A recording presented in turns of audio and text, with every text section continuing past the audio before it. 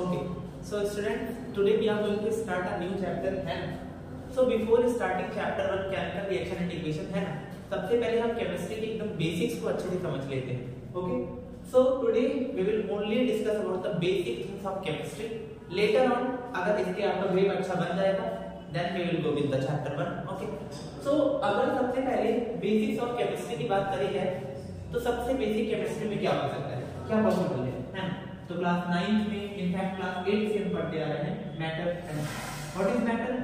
तो मैटर हर वो चीज है ना दैट ऑक्यूपाइज स्पेस है ना, लिख देते हैं that occupies space and has मास है ना इज कॉल्ड मैटर.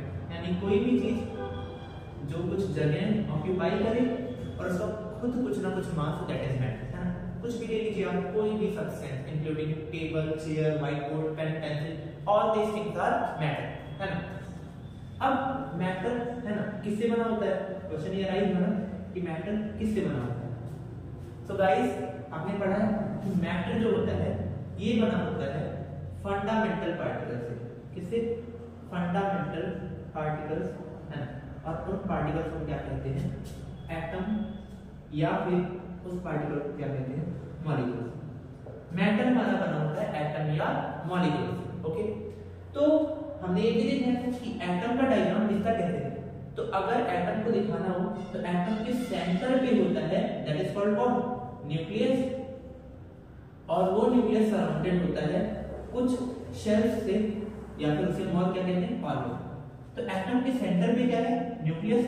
और ये जो पेरिफेरी पे सराउंडेड है इन्हें हम क्या कहते हैं? दीज आर कॉल्ड शेल्स और दीज आर कॉल्ड ऑर्बिट्स. और इसी को हम कहते हैं एनर्जी लेवल है. तो जो कहना है वो कह सकते हैं. मोस्ट कॉमनली हम इसे शेल्स कहते हैं. जो फर्स्ट शेल होता है that is called K shell, second one is called L shell and third one is called M shell. क्या यहां तक की बात समझ में आई कि पहले शेल को के शेल, सेकंड को एल शेल एंड थर्ड को एम शेल के नाम से जाना जाता है. ठीक है. अब आपने ये भी पढ़ा है कि एटम के अंदर है ना 3 सब एटॉमिक पार्टिकल्स होते हैं है ना. एटम के अंदर 3 सब एटॉमिक पार्टिकल्स होते हैं. सब एटॉमिक पार्टिकल्स यानी एटम जिनसे बना होता है. और उन पार्टिकल्स का नाम होता है क्या क्या? Electron, then proton and then third one is neutron है ना. क्या? इलेक्ट्रॉन, प्रोटॉन और न्यूट्रॉन. तो इलेक्ट्रॉन का सिंबल क्या है? E-, प्रोटॉन का P+ और न्यूट्रॉन का N0 है ना. तो एज सिंबल डिनोटेड इलेक्ट्रॉन पे कैसा चार्ज होगा? नेगेटिव चार्ज होगा है ना. प्रोटॉन पे कैसा चार्ज होगा? पॉजिटिव चार्ज होगा. और न्यूट्रॉन पे 0 चार्ज होगा है ना. It has 0 charge. अब आपको बता दिया है कि एटम के अंदर कितने सारे एटॉमिक पार्टिकल्स? 3 है ना, जिसमें से प्रोटॉन और न्यूट्रॉन ये रहते हैं रिसाइड्स इनसाइड न्यूक्लियस. यानी किसी भी एटम के अंदर जितने प्रोटॉन और जितने न्यूट्रॉन होंगे वो सब कहां रहेंगे? न्यूक्लियस के अंदर. तो बचा कौन? उसके बाद से बच जाता है इलेक्ट्रॉन. तो ये जो इलेक्ट्रॉन रहता है ये क्या रहता है? ये रहता है प्रेजेंट एट शेल. ये कहां रहता है? शेल. क्या यहां तक की बात समझ में आई? चलिए समराइज करते हैं. कोई भी एलिमेंट बना होते हैं फंडामेंटल पार्टिकल से, जिन्हें हम एटम या फिर मॉलिक्यूल्स कहते हैं. एटम का अगर डायग्राम देखा जाए तो कुछ ऐसा दिखता है जिसके सेंटर पे होता है न्यूक्लियस और किनारे किनारे होते हैं शेल्स, या फिर उसे क्या कहते हैं? ऑर्बिट. ठीक है. अब किसी भी एटम के अंदर 3 सब एटॉमिक पार्टिकल्स होते हैं जिसे इलेक्ट्रॉन, प्रोटॉन, न्यूट्रॉन कहते हैं. तो जो प्रोटॉन और न्यूट्रॉन है वो न्यूक्लियस के अंदर रहता है. बचा इलेक्ट्रॉन. इलेक्ट्रॉन कहां रहता है? शेल्स के ऊपर रहता है. क्लियर. तो अब किसी भी एटम के अंदर जितने भी प्रोटॉन और न्यूट्रॉन होंगे सबके सब कहां रहेंगे? न्यूक्लियस के अंदर. बचा क्या? इलेक्ट्रॉन. सारे के सारे इलेक्ट्रॉन कहां रहेंगे? ऑर्बिट्स पर रहेंगे. क्या ये बात समझ में आया? अभी अभी मैंने सारे ऑर्बिट्स का नाम बताया कि पहले शेल को कहते हैं K shell, then L shell, then M shell, और फर्दर इनका नंबर अप टू इनफाइनाइट जा सकता है ना. अप टू इनफाइनाइट है ना. कोई फिक्स नंबर नहीं है. दे कैन बी इनफाइनाइट है ना. अब जो इलेक्ट्रॉन कैपेसिटी है ना, इलेक्ट्रॉन कैपेसिटी है के शेल की है ना, वो मैक्सिमम कितने की है, that is maximum of 2 electron. N shell की मैक्सिमम कैपेसिटी कितने की है, ये है 8 इलेक्ट्रॉन्स की। एन और एन शेल की बात करी जाए तो इनकी भी कैपेसिटी होती है 8 इलेक्ट्रॉन्स की और 8 इलेक्ट्रॉन्स की। मेरी बात ध्यान से सुनिएगा। ऑल्दो आपको ये पता होगा कि पहले 2, 8, 18, 32 होता है, बट अभी तक हमारे सिलेबस में जहां तक है और जहां तक हमें काम है वहां तक हमें इतना याद रखना है कि केस शेल के 2, उसके बाद से 8, 8 और 8 इलेक्ट्रॉन की कैपेसिटी होती है। क्लियर? क्या यहां तक की बात समझ में आई है ना? तो चलिए इसे इरेज करते हैं और आगे बढ़ते हैं। अब आगे हम सीखते हैं, है ना, स्क्रीनशॉट ले लीजिए।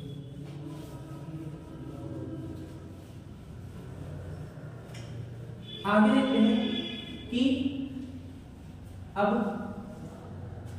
ये एलिमेंट जो है ना, जो भी एलिमेंट्स का मैंने बात किया, ये कहाँ है, ये है पीरियोडिक टेबल के अंदर, है ना। तो पीरियोडिक टेबल के अंदर कौन कौन से एलिमेंट्स हैं आप सबने पढ़ा है। इसके अंदर है hydrogen, helium, lithium, beryllium, boron, carbon, nitrogen, oxygen, fluorine, neon, है ना। Then sodium, magnesium, aluminium, silicon, phosphorus, sulphur, chlorine, argon, then potassium and last calcium, है ना। अभी प्रैक्टिकल का करते हैं। अब जैसे हमें स्कूल में क्या दिया जाता है, रोल नंबर, एलिमेंट को भी रखा गया है on the basis of their atomic number, और हमें सबका एटॉमिक नंबर याद होना चाहिए कि किसका एटॉमिक नंबर कितना होगा। लेट्स सपोज हाइड्रोजन, हाइड्रोजन का एटॉमिक नंबर होगा 1, हीलियम का 2, लिथियम का 3, 4, 5, 6, 7, 8, 9, 10, है ना। यहाँ पर 11, 12, 13, 14, 15, 16, 17, 18, 19 एंड देन 20। तो क्या यहाँ तक की बात समझ में आई कि एलिमेंट्स को उनके एटॉमिक नंबर में हम अरेंज कर दिए, है ना। अब हमें कैसे पता चलेगा कि किसके अंदर कितना इलेक्ट्रॉन है, कितना प्रोटॉन है।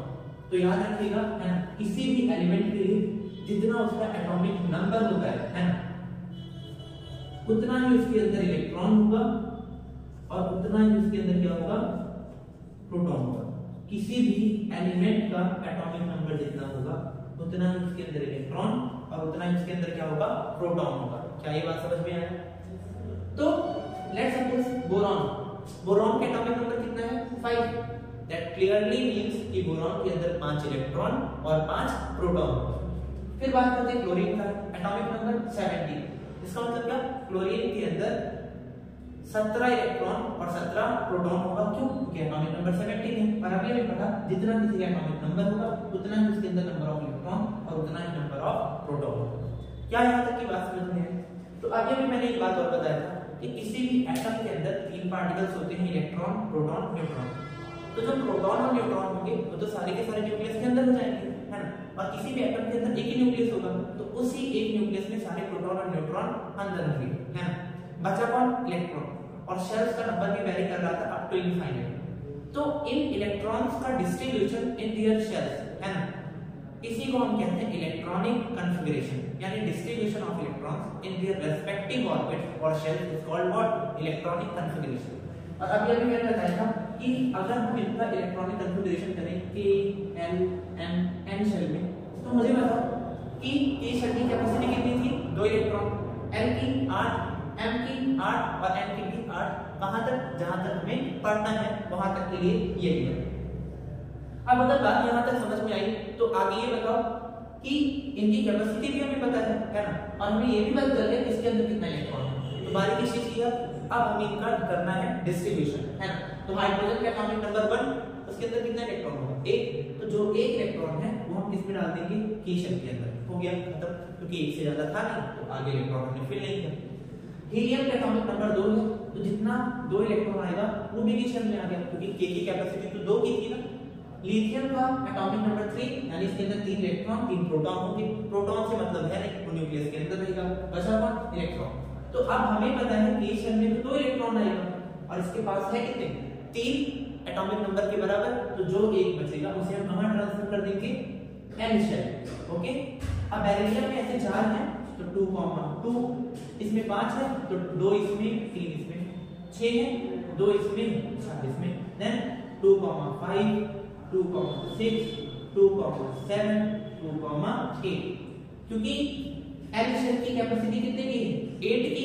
8 से ज्यादा तो आएगा नहीं, और जब 8 से ज्यादा नहीं आएगा दैट मींस कि अब जो भी इलेक्ट्रॉन बढ़ेंगे है ना, उन्हें क्या करेंगे, उन्हें हम m में ट्रांसफर करते जाएंगे। Got it?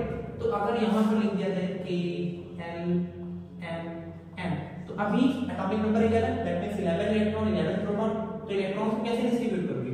2 इसमें 8 एंड देन जो एक बचा इसमें 2,8,1, देन 2,8,2 क्योंकि 12 इलेक्ट्रॉन है तो 2 8 10 प्लस 2 12, 2,8,3, 2,8,4, 2,8,5, 2,8,6, 2,8,7, 2,8,8, 2,8,9, सॉरी 9 नहीं होगा ना, देखा ऐसे ही गलती होगी। क्यों? क्योंकि m शेल में 8 इलेक्ट्रॉन से ज्यादा नहीं आएगा। तो जो एक बड़ा हम कहां भेजेंगे, उससे हम किसमें भेजेंगे, उसे हम भेजेंगे n शेल के अंदर। फिर अब इसमें 20 इलेक्ट्रॉन है तो 2 8 8 एंड देन 2 हो गया कॉन्फ़िगरेशन। तो क्या ये बात समझ में आया कि हमने इलेक्ट्रॉनिक कॉन्फ़िगरेशन किया? कैसे किया? तरीका क्या था अपना? सिंपल था कि इलेक्ट्रॉन को उनकी शेल्स में डिस्ट्रीब्यूट करते चले जाओ। अब एक बात ध्यान से सुनिएगा कि अगर किसी भी ऑर्बिट की जितनी कैपेसिटी है, अगर कोई एलिमेंट उसे फुलफिल कर देता है, ना तो उससे कम है ना तो उससे ज्यादा है, तो हम उसे बोलते हैं नोबल गैस या इनर्ट गैस फैमिली से। जैसे हीलियम की शेल की कैपेसिटी 2 थी तो 2 से कम भी नहीं है और 2 से ज्यादा एक्स्ट्रा भी नहीं हुआ, तो पहला नोबल गैस कौन मिला? हीलियम, है ना। तो आवर फर्स्ट नोबल गैस कौन है? Helium is the first noble gas यहां पर। फिर ऐसा कहां देखने को मिला? नियॉन में। क्यों?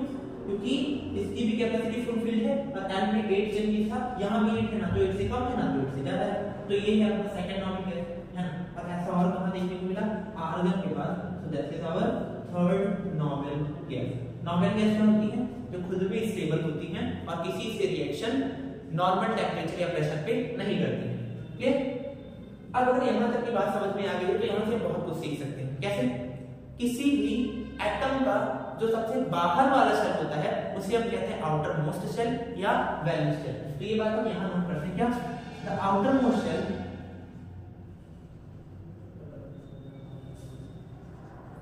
Of any element is called valence shell, है ना। और वैलेंस शेल के अंदर जितने इलेक्ट्रॉन होते हैं उन्हें हम क्या कहते हैं? Valence electron. तो number of electrons present in valence shell are called valence electron, है ना। मैं एग्जांपल देता हूं ताकि और क्लियरली समझ में आए, है ना। एग्जांपल बात करते हैं सोडियम की, है ना, एल्युमिनियम की और सल्फर की, क्लोरीन की। 4 एग्जांपल लिया है आपको समझाने के लिए। अब सोडियम कहां है? यहां है। कॉन्फ़िगरेशन किए, सबसे लास्ट इलेक्ट्रॉन कौन से शेल में गया? m में, ठीक है। तो लास्ट इलेक्ट्रॉन m में गया, तो आउटर मोस्ट शेल कौन हो गया इसके लिए? बोलो। इसके लिए जो आउटर मोस्ट शेल है वो कौन सा हुआ? m हुआ। और वैलेंस इलेक्ट्रॉन कितने हैं? तो देख लो, आउटर मोस्ट शेल में वैलेंस शेल कहते हैं और जितना इलेक्ट्रॉन है वो वैलेंस इलेक्ट्रॉन। तो इसके अंदर कितने वैलेंस इलेक्ट्रॉन हैं? एक, यहां पर लिख दो। ओके। एल्युमिनियम के लिए आउटर मोस्ट शेल कौन है? Same m shell. और कितने वैलेंस इलेक्ट्रॉन हैं? कितने वैलेंस इलेक्ट्रॉन हैं? बोलो। 3, तो यहां पर 3 हो गया। सल्फर में आउटर मोस्ट शेल, यहां भी m है और कितने वैलेंस इलेक्ट्रॉन हैं? 6। क्लोरीन में भी m शेल और कितने वैलेंस इलेक्ट्रॉन हैं? 7। ठीक है। ऐसा एग्जांपल लेते हैं जहां एक बार चेंज हो। Let's say calcium, outer most shell last पर किस पे गया? K L M N। N is the outer most shell और उसमें कितने इलेक्ट्रॉन हैं? 2। और वही 2 इलेक्ट्रॉन क्या कहे जाएंगे? Valence electron. क्या यहां तक की बात समझ में आई? आगे बढ़े। चलो, अब अगर ये बात हमें समझ में आ गया है तो अब क्या करते हैं? आगे बढ़ते हैं। हम पहचानना सीखेंगे कौन मेटल है और कौन नॉन मेटल है। नंबर ऑफ वैलेंस इलेक्ट्रॉन, अगर किसी भी एटम के अंदर नंबर ऑफ वैलेंस इलेक्ट्रॉन 1 2 3 होगा, है ना, 1 2 3 होगा, देन दे आर मेटल्स, वो क्या होंगे, मेटल्स होंगे। और बहुत इंपॉर्टेंट बात क्या, एक्सेप्ट हाइड्रोजन एंड हीलियम, ठीक है, हाइड्रोजन और हीलियम को छोड़ के जिनकी वैलेंस इलेक्ट्रॉन का नंबर 1 2 या 3 होगा तो सारे क्या होंगे, मेटल्स। और if number of valence electron, ठीक है, एक्सीड्स फ्रॉम 3 या सीधा लिखते हैं, if number of valence electron, ठीक है, 4 5 6 7 या 8 हो जाता है ना, देन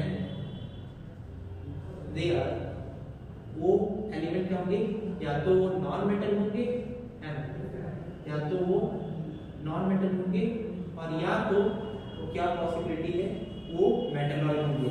मेटलॉइड क्या, जो मेटल और नॉन मेटल के बीच में आता है। ओके, तो अब जस्ट चेक कर लेते हैं, हाइड्रोजन और हीलियम को छोड़ के बोला था क्योंकि हाइड्रोजन हीलियम दोनों क्या है, गैस है, और गैस कभी भी मेटल नहीं हो सकता, तो क्या होंगे, ये दोनों क्या है, नॉन मेटल, ठीक है, तो इसलिए मैंने पहले लिखा दिया। इनको छोड़ के जिनके आउटर मोशन में 1 2 या 3 इलेक्ट्रॉन आएगा वो क्या होंगे, मेटल, बाकी सारे के सारे क्या होंगे, नॉन मेटल, है ना। तो लिथियम क्या है अपना, लिथियम मेटल है क्योंकि उसके आउटर मोशन में 1 इलेक्ट्रॉन आया। बेरिलियम क्या है, बिल्कुल मेटल है, आउटर मोशन में 2 इलेक्ट्रॉन आया।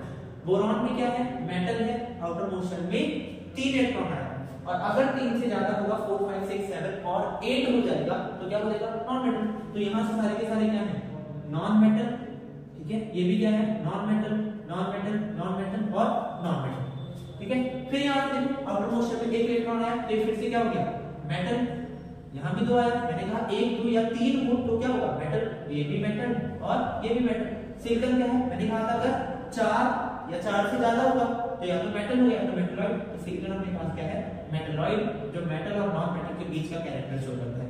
फास्फोरस क्या है, अगेन नॉन मेटल, है ना, ये non metal non metal non metal. फिर यहाँ से आउटर मोशन में 1 2 इलेक्ट्रॉन आने लगा तो ये फिर से हमारे पास क्या है, these are metal.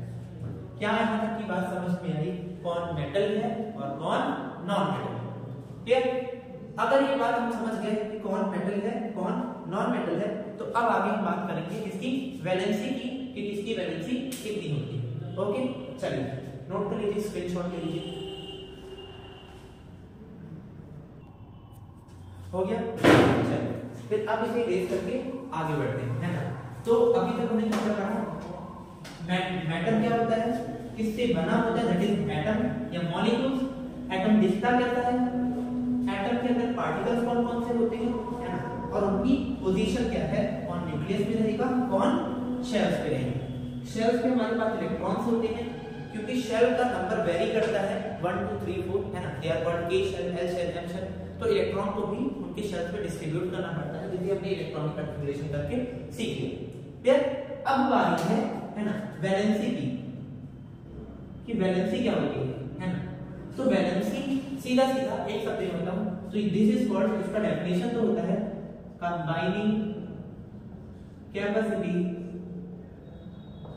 Of any element, क्या, combining capacity of any element, यानी कोई भी एलिमेंट किसी भी केमिकल रिएक्शन में कितना इलेक्ट्रॉन लेकर पार्टिसिपेट करता है वो उसकी क्या हो जाती है, वैलेंसी। और कुछ मैं नोट पॉइंट्स लिखवा देता हूं, हालांकि ये आएगा तो नहीं, है ना, बट इसे याद रख सकते हैं क्या, कि always electrons of outer most shell participates in chemical reaction, है ना। व्हाट इट मींस, हमेशा किसी भी केमिकल रिएक्शन में, किसी भी केमिकल रिएक्शन में, है ना, या फिर इसे ऐसा लिख लें ज्यादा करेक्ट होगा, क्या,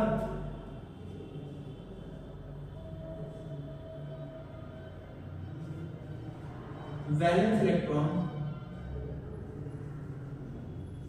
ऑलवेज, या ऐसे लिखते हैं electron present in valence shell participates in chemical reaction। केवल वही इलेक्ट्रॉन पार्टिसिपेट करेंगे केमिकल रिएक्शन में जो कहां प्रेजेंट होंगे, वैलेंस शेल में। फॉर एग्जांपल मैंने सोडियम का कंफिगरेशन क्या लिखा था, 2, 8, 1। तो सोडियम के लिए ये K शेल, ये L शेल, ये M shell. Outer most shell M हो गया, कितने इलेक्ट्रॉन है, एक। आउटर मोस्ट शेल को वैलेंस शेल कहते हैं। वैलेंस शेल के अंदर कितना इलेक्ट्रॉन होगा, वैलेंस इलेक्ट्रॉन। तो इसकी वैलेंस इलेक्ट्रॉन कितने हैं, एक। तो इसका मतलब मैक्सिमम एक इलेक्ट्रॉन लेकर ये किसी भी केमिकल रिएक्शन में पार्टिसिपेट कर सकता है। यानी वही इलेक्ट्रॉन केमिकल रिएक्शन में पार्टिसिपेट करेंगे जो वहां प्रेजेंट होते हैं वैलेंस शेल में, है ना। अब दूसरी बात क्या, अब वैलेंसी की बात करते हैं ना। तो वैलेंसी क्या होती है, वैलेंसी निकालने का तरीका देखते हैं ना। कैलकुलेशन ऑफ वैलेंसी, कैलकुलेशन किसकी सीखते हैं, वैलेंसी कैसे कैलकुलेट करते हैं, ये चीज हम सीखते हैं। तो अगर है ना फॉर मेटल्स, अभी मेटल नॉन मेटल पहचानना तो बताया आपको। For metal number of valence electron that is equals to what, valence. Metal के लिए जितना उनका वैलेंस इलेक्ट्रॉन होता है उतना ही उनका क्या होता है, वैलेंसी। और नॉन मेटल के लिए, फॉर नॉन मेटल वैलेंसी कैसे निकालते हैं, वैलेंसी हम निकालते हैं 8 minus number of electron in valence shell. ठीक है, ये याद रखिए क्या, कि मेटल की वैलेंसी वही होगी जितने इलेक्ट्रॉन के आउटर मोस्ट शेल में है। नॉन मेटल में वैलेंसी निकालने के लिए 8 से क्या करेंगे, सीधा माइनस कर देंगे, क्या पता चल जाएगा, वैलेंसी। एग्जांपल करते हैं ताकि हमें समझ में आए, है ना। क्वेश्चन करते हैं, कैलकुलेट वैलेंसी ऑफ, है ना, कैलकुलेट वैलेंसी ऑफ। पहला एग्जांपल लेते हैं सल्फर, दूसरा सोडियम, तीसरा कैल्शियम, चौथा नाइट्रोजन, लिथियम, है ना। इतना कर लेते हैं, बहुत है। तो सल्फर की वैलेंसी कैलकुलेट करनी है, पहले तो कंफिगरेशन लिखिए 2, 8, 6। मेटल है या नॉन मेटल, नॉन मेटल, सीधी सी बात है। क्यों, क्योंकि नंबर ऑफ इलेक्ट्रॉन 3 से ज्यादा है। तो वैलेंसी कैसे निकालेंगे, 8 माइनस वैलेंस इलेक्ट्रॉन कितने हैं, 6। तो 8 माइनस 6 कितना आ गया, 2। तो सल्फर की वैलेंसी कितनी हो गई, 2। ठीक है, सोडियम का कंफिगरेशन 2, 8, 1। मैंने कहा अब ये मेटल है, क्यों, आउटर मोस्ट शेल में एक इलेक्ट्रॉन है ना, तो ये मेटल है। तो नंबर ऑफ वैलेंस इलेक्ट्रॉन के बराबर इसकी वैलेंसी हो जाएगी। तो सोडियम की वैलेंसी कितनी हो गई, 1। कैल्शियम का कंफिगरेशन 2, 8, 2, है ना। अब मुझे बताइए आउटर मोस्ट शेल में 2 इलेक्ट्रॉन है, मैंने कहा था 1, 2 या 3 होगा तो मेटल होगा। और मेटल के लिए वैलेंस इलेक्ट्रॉन के बराबर उसकी वैलेंसी होती है। इसकी वैलेंसी कितनी हो गई, इसकी वैलेंसी हो गई 2। नाइट्रोजन का कंफिगरेशन क्या था, 2, 5। क्या है, नॉन मेटल है, क्यों, नंबर ऑफ इलेक्ट्रॉन 3 से ज्यादा है। तो अब वैलेंसी कैसे निकलेगी, 8 माइनस 5 कितना आ गया, वैलेंसी निकल के आया 3। फिर लिथियम के केस में कंफिगरेशन 2, 1, क्योंकि मेटल है तो वैलेंसी कितनी हो गई, 1। क्या वैलेंसी निकालना समझ में आया, कि अगर मेटल होगा तो वैलेंसी हमेशा बराबर होगा नंबर ऑफ वैलेंस इलेक्ट्रॉन की। और अगर नॉन मेटल हुआ तो वैलेंसी कैसे निकालेंगे, 8 minus number of valence electron. Okay, चलिए अब बात करते हैं। यहां पर मैं एक बहुत इंपॉर्टेंट पॉइंट बताने जा रहा हूं कि आपने आगे बढ़ोगे मेटल एंड नॉन मेटल्स में आयंस के बारे में, है ना। आयंस क्या, जिनके ऊपर चार्ज होता है। तो अगर पॉजिटिव चार्ज है उसे कैटायन बोलते हैं, और अगर नेगेटिव चार्ज है तो क्या बोलते हैं, एनायन। तो मेटल नेचर में कैसे होते हैं, इलेक्ट्रोपॉजिटिव। आप सबने पढ़ा है मेटल्स आर व्हाट, इलेक्ट्रोपॉजिटिव। यानी इनके ऊपर कैसा होता है, पॉजिटिव चार्ज होता है। ठीक है, और नॉन मेटल कैसे होते हैं नेचर में, ये होते हैं इलेक्ट्रो नेगेटिव, और इनके ऊपर कैसा चार्ज होता है, नेगेटिव चार्ज होता है। ठीक है, तो ये तो क्लियर है कि मेटल होगा तो पॉजिटिव चार्ज होगा इसके ऊपर, नॉन मेटल होगा तो नेगेटिव चार्ज होगा। अब हमें ये कैसे पता चलेगा कि किसके ऊपर कितना पॉजिटिव चार्ज होगा और कितना नेगेटिव चार्ज होगा, है ना। ये भी सीख लेते हैं, चुटकियों का काम है। कैसे, अगर मेटल है ना, अगर मेटल है, मैं यहां लिख देता हूं, है ना, कि चार्ज की बात करते हैं। चार्ज की बात करते हैं, है ना। अगर मेटल है, ठीक है, मेटल को m से डिनोट करेंगे और दूसरे केस में नॉन मेटल। ध्यान से सुनिएगा, अगर मेटल है तो मेटल है तो वैलेंसी के बराबर उस पे प्लस चार्ज, और अगर नॉन मेटल है तो वैलेंसी के बराबर उस पे माइनस चार्ज। यानी चार्ज हमेशा कितना रहेगा, वैलेंसी के बराबर। अगर मेटल है तो प्लस लगा दो और नॉन मेटल है तो माइनस लगा दो। यहां करते हैं इसे, है ना। सल्फर क्या था, नॉन मेटल 2,8,6 है ना, तो वैलेंसी कितनी है 2, इसका मतलब इसमें चार्ज कितना होगा 2 माइनस। अब कई सारे बच्चे मुझसे डाउट पूछते हैं कि क्या इसे हम ऐसा लिख सकते हैं, सल्फर पे 2 माइनस चार्ज है, बिल्कुल इसे आप ऐसा भी लिख सकते हो S-2 है ना, और इसे आप ऐसा भी लिख सकते हो 2 बार माइनस। क्लियर, तो ये सारे नोटेशन सही है। तो क्योंकि नॉन मेटल था तो वैलेंसी के बराबर माइनस चार्ज। ये क्या है, मेटल, क्योंकि ऑर्डर मोशन में 1, 2 या 3 इलेक्ट्रॉन है तो इसके ऊपर वैलेंसी के बराबर क्या आ जाएगा, प्लस चार्ज। क्या है, मेटल वैलेंसी के बराबर प्लस चार्ज, तो कैल्शियम के ऊपर प्लस 2। फिर क्या है, नॉन मेटल, और क्योंकि नॉन मेटल है तो वैलेंसी के बराबर minus charge, that means N3 minus. Metal है वैलेंसी के बराबर प्लस चार्ज Li प्लस। क्या ये बात समझ में आया कि अगर मेटल होगा तो कैटायन बनाएगा, नॉन मेटल होगा तो एनायन बनाएगा। चार्ज कितना आएगा, वैलेंसी के बराबर। मेटल होगा तो वैलेंसी के बराबर पॉजिटिव चार्ज, नॉन मेटल होगा तो वैलेंसी के बराबर नेगेटिव चार्ज होगा। क्या यहां तक की बात एकदम क्लियर है? आगे बढ़े, स्क्रीनशॉट लीजिए।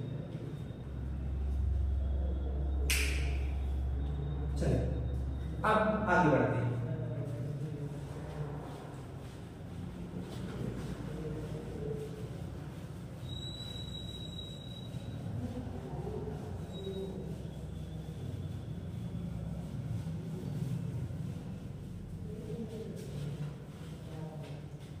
ओके, ठीक है।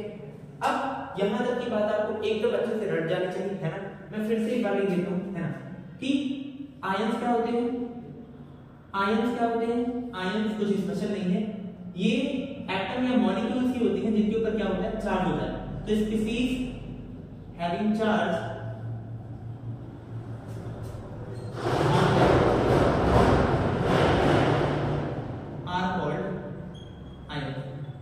यानी ऐसी स्पीशीज जिन पे चार्ज होता है उन्हें हम क्या बोलते हैं, आयंस। अब चार्ज दो तरीके का हो सकता है, या तो पॉजिटिव चार्ज होगा और या तो नेगेटिव चार्ज होगा।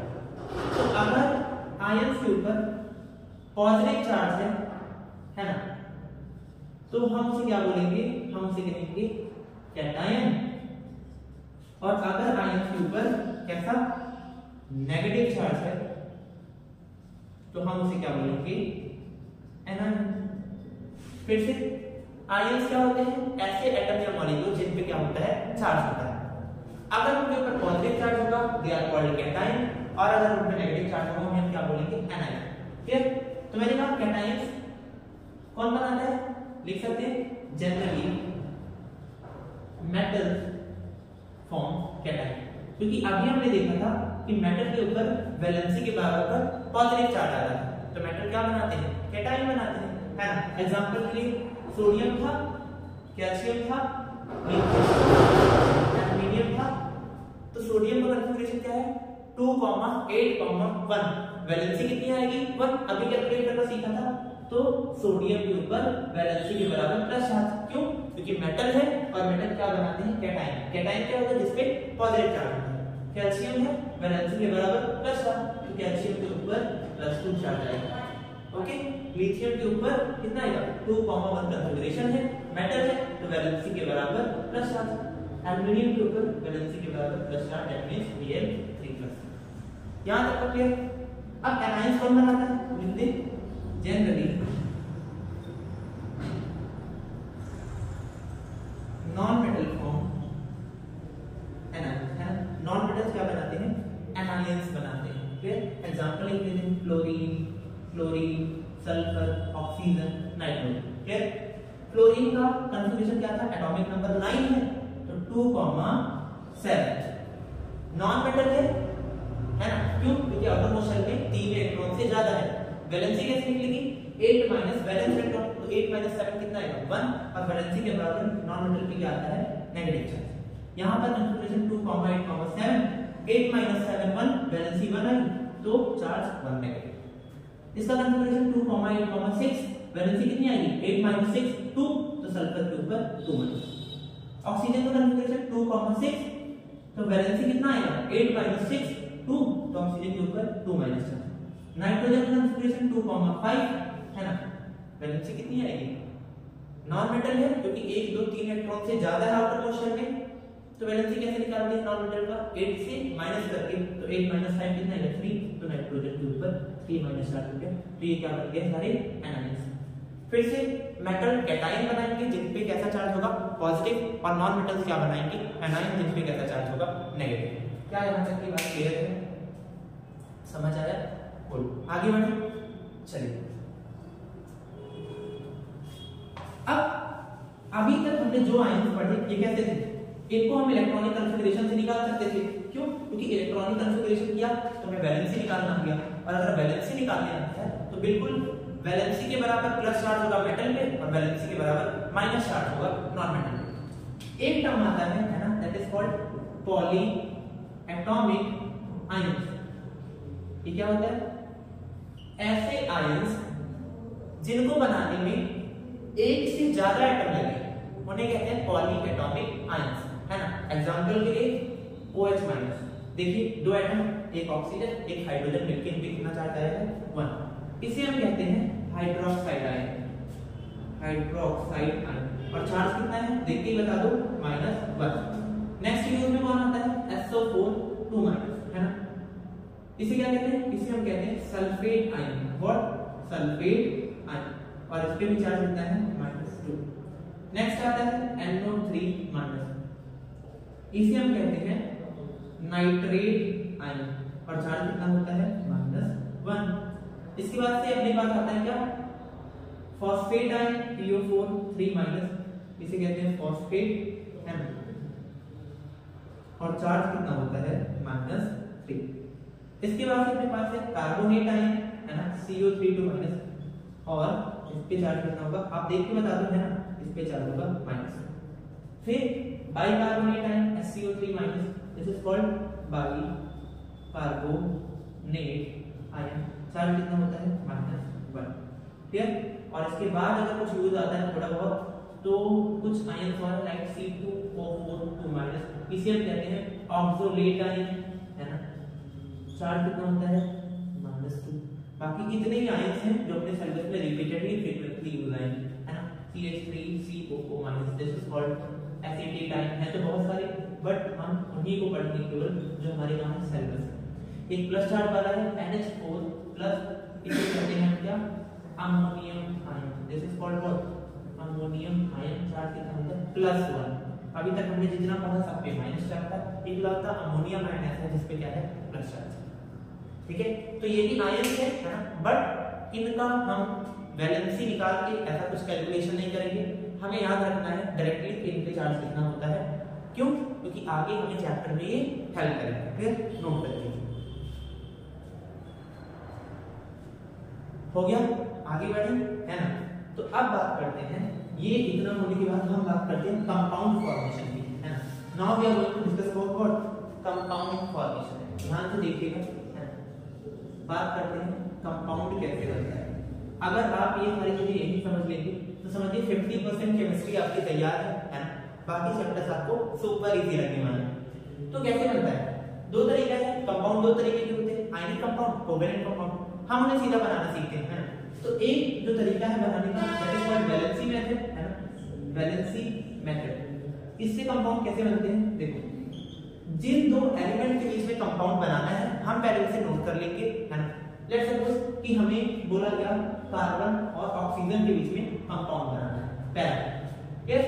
तो बनाने का कौन सी के बीच में लिख लो, इधर है कार्बन और इधर क्या है आपके पास ऑक्सीजन।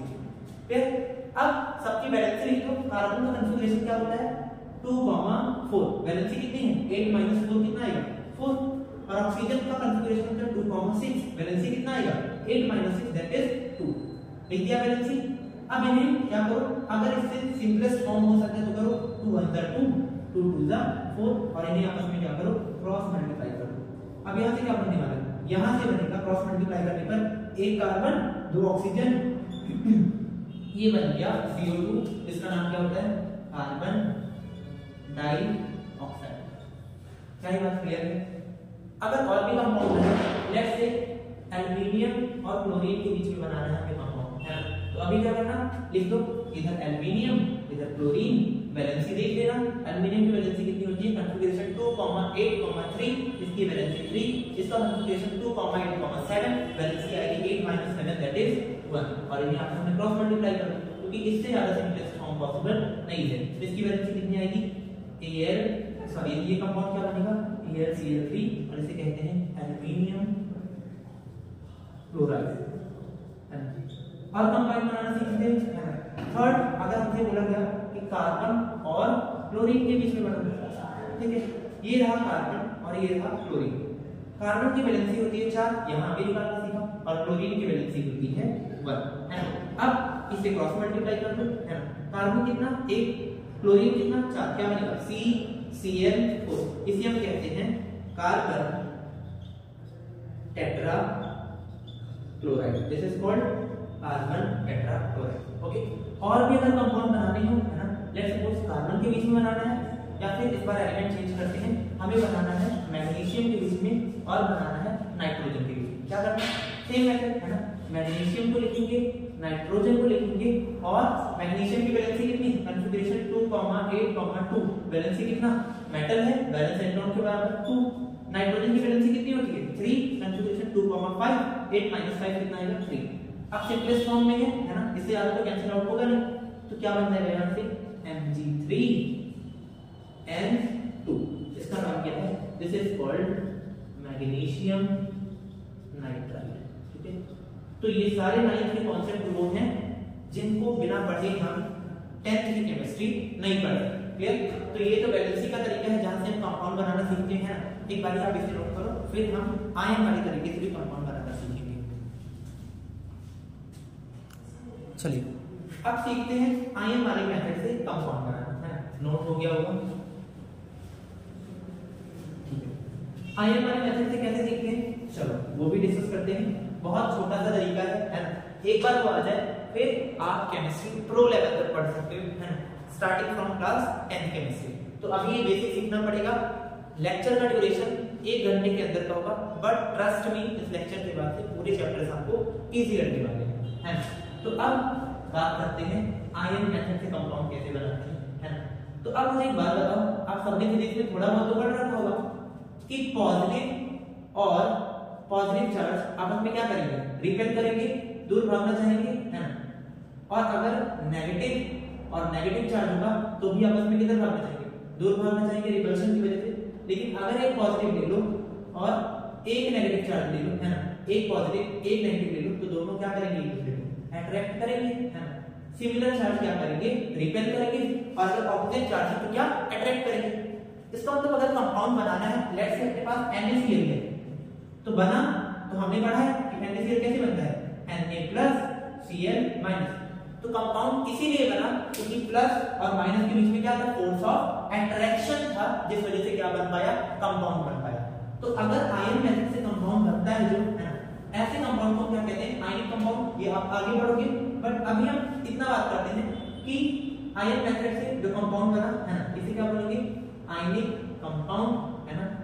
और यहां पर कंपाउंड बनाने के लिए, ठीक है, फॉर फॉर्मेशन ऑफ कंपाउंड, ठीक है, कंपाउंड बनाने के लिए, है ना, या तो ऐसा बोलो कि मेटल और नॉन मेटल से मिलकर बनेगा, ऐसा भी कह सकते हो, है ना, कि मेटल और नॉन मेटल को मिला के आयनिक कंपाउंड बना सकते हैं। और क्या कह सकते हो, या फिर अच्छा मेटल क्या बनाता था, कैटायन। अगर मेटल पे चार्ज आ जाए कैटायन, नॉन मेटल पे चार्ज आए एनायन, तो कैटायन और एनायन को मिलकर आयनिक कंपाउंड बना सकते हैं, बोल सकते हैं ना? तो आयनिक कंपाउंड कैसे बनेगा, एक पे पॉजिटिव चार्ज होना चाहिए, दूसरे पे नेगेटिव चार्ज होना चाहिए, है ना? अब बना के टेस्ट करते हैं। हमें बनाना है Na पर, और किस पे बनाना है, Cl, NaCl के बीच में पहला, है ना? दूसरा हम बनाएंगे एल्युमिनियम के बीच में और क्लोरीन के बीच में, देन मैग्नीशियम और ऑक्सीजन के बीच में, मैग्नीशियम और नाइट्रोजन के बीच में, है ना? ये सारे कंपाउंड बना के हम चेक करते हैं। तो सबसे पहले अगर सोडियम की बात करी जाए तो कॉन्फ़िगरेशन 2,8,1। सोडियम क्या है, मेटल है, कैसे चार्ज होगा, पॉजिटिव। अच्छा, ये बताने से पहले मैं एक बहुत इंपॉर्टेंट पॉइंट बताने जा रहा हूं, क्या कि हमेशा a compound is always neutral, कोई भी कंपाउंड हमेशा कैसा होता है, न्यूट्रल। व्हाट इट मींस कि उस पे टोटल जो पॉजिटिव चार्ज रहता है वो टोटल नेगेटिव चार्ज से क्या होगा, बराबर होगा। तो क्योंकि जितना पॉजिटिव उतना नेगेटिव, तो क्या बन जाएगा, कैंसिल आउट होके न्यूट्रल बन जाएगा। तो सोडियम पे चार्ज कितना, Na प्लस, क्योंकि वैलेंसी 1 और मेटल के वैलेंसी के बराबर पॉजिटिव चार्ज। क्लोरीन पे चार्ज कितना 2,8,7 कन्फिगरेशन है, इसका कन्फिगरेशन आएगा वैलेंसी आएगी 1 और क्योंकि नॉन मेटल है तो 1 माइनस चार्ज। अब दिक्कत हमें कहां होती है, दिक्कत हमें यहां होती है ये बताने में कि यहां से NaCl बनेगा या Na2Cl बनेगा, NaCl3 बनेगा, क्या बनेगा, है ना। तो बस कुछ नहीं करना, हमें चार्ज को इक्वल करना है। एक पॉजिटिव चार्ज एक नेगेटिव चार्ज न्यूट्रल हो जाएगा ना, तो इसका मतलब एक सोडियम के साथ एक क्लोरीन चाहिए और क्या बन जाएगा, NaCl बन जाएगा। अब इसका देखते हैं, इसका कन्फिगरेशन 2,8,3 कितना चार्ज आएगा, 3 प्लस, क्योंकि मेटल है और वैलेंसी के बराबर पॉजिटिव चार्ज, और क्लोरीन पे अभी देखा कितना चार्ज आएगा, 1 माइनस। क्या AlCl कंपाउंड बनेगा, AlCl नहीं। रीजन हमने बताया कि जितना प्लस चार्ज उतना ही माइनस चार्ज चाहिए, तो 3 प्लस है, कितना माइनस चाहिए, 3 माइनस, एक क्लोरीन पे 1 माइनस, तो टोटल अगर 3 क्लोरीन होंगे तो 3 माइनस बनेगा, तो यहाँ पर 3 क्लोरीन चाहिए, तो एक एल्युमिनियम Al और 3 क्लोरीन AlCl3 क्या बन गया, एल्युमिनियम क्लोराइड। कैसे पता चला, 3 प्लस था, 3 माइनस चार्ज चाहिए था, जिस वजह से 3 से मल्टीप्लाई कर दिया, क्या बन गया, AlCl3। Got it, okay. Next है क्या, MgO, मैग्नीशियम का कन्फिगरेशन 2,8,2, चार्ज कितना आएगा, +2, क्योंकि मेटल है। ऑक्सीजन का कन्फिगरेशन 2,6, नॉन मेटल है, तो 2 माइनस, चार्ज आएगा वैलेंसी के बराबर। अब 2 प्लस 2 माइनस, तो इसका मतलब न्यूट्रल तो हो जाएगा, एक्स्ट्रा आइटम लाने की जरूरत नहीं है, तो यहां से क्या बनेगा, एक मैग्नीशियम और एक ऑक्सीजन, मैग्नीशियम ऑक्साइड, है ना। इसका नाम क्या था, इसका नाम था sodium chloride. This is aluminium chloride. Next ये था मैग्नीशियम ऑक्साइड, और यहां पर क्या बनेगा, ये भी। यहां थोड़ा ट्विस्ट है, ध्यान से देखना। कन्फिगरेशन करा तो मैग्नीशियम पे कितना चार्ज है, 2 प्लस, ऊपर से भी देखा, और नाइट्रोजन पे कितना आएगा, कन्फिगरेशन है 2,5। क्लियर, तो वैलेंसी कितनी आएगी, 3, 8 माइनस 5 3, और वैलेंसी के बराबर माइनस चार्ज, क्योंकि क्या है, नॉन। अब यहां तो 2 प्लस चार्ज है, यहां 3 माइनस चार्ज है, तो हमें चार्ज को बराबर करना पड़ेगा। तो यहां माइनस चार्ज ज्यादा है, प्लस चार्ज कम है, तो हम क्या करते हैं, वैसे तो बराबर करने के लिए एक तरीका ये है कि एक मैग्नीशियम और लाते हैं, है ना। तो अगर एक मैग्नीशियम और आया तो टोटल चार्ज 4 प्लस हो गया, अब ये कम हो गया, तो एक नाइट्रोजन और ले आओ, अब ये 6 माइनस टोटल, एक पे 3 माइनस, तो दो पे कितना होगा, 6 माइनस, और यहाँ पर 4 प्लस ही रह गया, तो एक एल्युमिनियम और लाते हैं, सॉरी एक मैग्नीशियम और लाते हैं, 2 प्लस 2 प्लस 2 प्लस कितना, 6 प्लस, और यहाँ 3 3 6 माइनस, तो इसका मतलब क्या हुआ, 3 मैग्नीशियम के साथ 2 नाइट्रोजन लगे, तो Mg3N2, इसे क्या कहते हैं, मैग्नीशियम नाइट्राइड। क्या बोला, 3 मैग्नीशियम के साथ 2 नाइट्रोजन लगे।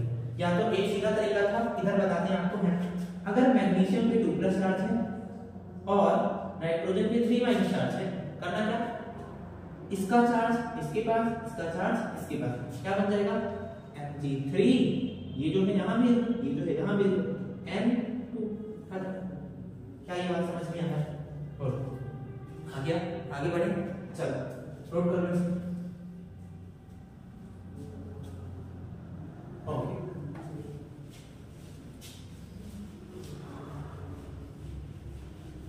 थोड़े से और कंपाउंड्स का डिस्कशन करते हैं, है ना, ताकि हमारे लिए और इजी हो जाए। अब अगर बनाना है एल्युमिनियम के बीच में और ऑक्सीजन के बीच में कंपाउंड बनाना है, ठीक है, तो एल्युमिनियम पे चार्ज कितना आता है, 3 प्लस, अभी पीछे पढ़ा, और ऑक्सीजन पे कितना आता है, 2 माइनस, ठीक है, 3 प्लस 2 माइनस। तो एक तरीका, या तो चार्ज बैलेंस करो, या तो ये नंबर यहां भेज दो और ये नंबर यहां भेज दो। तो अगर यहां से देखिए तो क्या बनना चाहिए, Al2O3, तो Al2O3 क्या बन गया, एल्युमिनियम ऑक्साइड। नाम लिखना हम सीखेंगे चैप्टर 3 में। अभी तो फिलहाल हमें सीखना है कंपाउंड 1 कैसे है। और दूसरा तरीका क्या था, 2 माइनस है 3 प्लस है, यानी माइनस चार्ज कम है तो इसे थोड़ा बढ़ाना। अब 4 माइनस हो गया 3 प्लस हो गया तो इधर एक एल्यूमिनियम बढ़ाओ। अब यहाँ टोटल 3 प्लस कितना 6 प्लस हो गया और यहाँ तो 4 माइनस रह गया तो एक ऑक्सीजन और बढ़ा दो। अब टोटल 6 माइनस और यहाँ 6 प्लस, तो इसका मतलब जब 2 एल्यूमिनियम के साथ 3 ऑक्सीजन जुड़ेंगे तो भी क्या बनेगा अपना एल्यूमिनियम ऑक्साइड। Got it. चलो आगे सीखते हैं। अभी तो फिलहाल ये था यहाँ तक के लिए, है ना। बात करते हैं पॉलीएटॉमिक आयंस की, उनसे कंपाउंड कैसे बनते हैं, है ना। देखते हैं। लेट्स सपोज कि अपने पास है ना सोडियम और SO4 2- के बीच में कंपाउंड बनाना है, क्योंकि इनके चार्ज में याद रखना पड़ेगा। ये अभी पहले ही मैंने बताया था कि पॉलीएटॉमिक आयंस के चार्ज में याद रखना पड़ेगा। तो सोडियम पे कितना चार्ज आता है 1 प्लस, पीछे अभी सीखा वैलेंसी 1 होती है, मेटल है तो वैलेंसी के बराबर प्लस चार्ज। और SO4 पे कितना चार्ज होता है 2-। तो जो चार्ज यहाँ है इसे यहाँ भेज दो, यहाँ वाला चार्ज यहाँ भेज दो। यहाँ कुछ नहीं है तो 1 हम मानते हैं, याद रखना, है ना।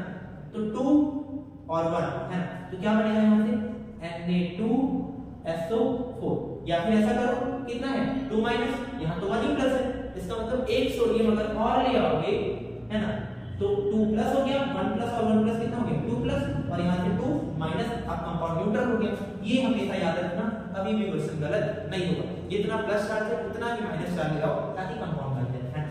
अब एक बात और याद रखना, क्या हाइड्रोजन जो है ना, हाइड्रोजन तो नॉन मेटल है, तो इसके चार्ज कैसा आना चाहिए था नेगेटिव चार्ज, है ना। हाइड्रोजन नॉन मेटल है तो चार्ज नेगेटिव आना चाहिए था। लेकिन जब जब हाइड्रोजन कंपाउंड बनाएगा, ठीक है, कंपाउंड बनाएगा विद मेटल, तब तब हाइड्रोजन के ऊपर 1- चार्ज आएगा। और जब हाइड्रोजन कंपाउंड बनाएगा नॉन मेटल के साथ, तब तब हाइड्रोजन पे 1 प्लस चार्ज आएगा। फिर हाइड्रोजन के ऊपर प्लस चार्ज भी आ सकता है, माइनस चार्ज भी आ सकता है।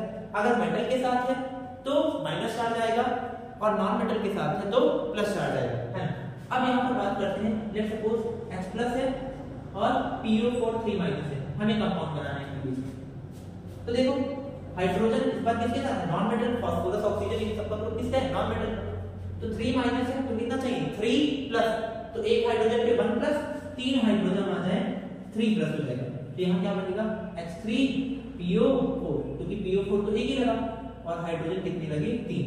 नेक्स्ट अगर कंपाउंड बनाना है कैल्शियम के बीच में और फॉस्फेट के बीच में, यहाँ क्या करें, या तो क्रॉस मल्टीप्लाई कर दो, 3 यहाँ है यहाँ भेज दो, 2 यहाँ है यहाँ भेज दो, तो क्या बनेगा Ca3, ये 3 यहाँ भेज दिया और 2 यहाँ भेज दो। तो अगर मैं PO4 2 लिख दूं तो ये 42 जैसा दिखेगा, तो PO4 लिखेंगे, यहाँ पर हम ब्रैकेट लगाते हैं और बाहर क्या लिखते हैं 2। इसका मतलब कैल्शियम फॉस्फेट कैसे लिखते हैं Ca3PO4 का होल ट्वाइस, है ना। इसका नाम क्या है कैल्शियम फॉस्फेट, ठीक है, इसका नाम क्या है कैल्शियम फॉस्फेट, ठीक है। हाइड्रोजन का याद रखना, अगर मेटल के साथ रहेगा तो -1 चार्ज, और अगर नॉन मेटल के साथ रहेगा तो +1 चार्ज। और कंपाउंड देखते हैं, है ना। अगर कैल्शियम का कंपाउंड बनाना हो किसके साथ सल्फेट के साथ, ठीक है, तो कैल्शियम पे कितना चार्ज आएगा देख लो, कॉन्फ़िगरेशन 2,8,8,2 वैलेंसी के बराबर प्लस चार्ज, तो Ca+2 और ये क्या है SO4 2 प्लस 2- कैंसिल आउट, क्या बनेगा CaSO4, यानी एक कैल्शियम के साथ एक सल्फेट लगेगा, है ना। आगे देखते हैं, अगर एल्युमिनियम का बनाना है सल्फेट के साथ तो क्या करें, तो अब एल्युमिनियम की वैलेंसी कैसे करोगे कॉन्फ़िगरेशन, ऐसा वैलेंसी कितनी आएगी 3, तो An 3+ ये हो गया, है ना। और अब 3+ 2- है, 3 यहाँ भेज दो 2 यहाँ भेज दो, क्या बन जाएगा Al2SO4। अगर डायरेक्ट 3 लिख दिया तो 43 लगेगा, तो ब्रैकेट लगा के होल 5, इसे क्या कहते हैं एल्युमिनियम सल्फेट, है ना। तो आज की क्लास में, है ना, इसे कहते हैं कैल्शियम सल्फेट।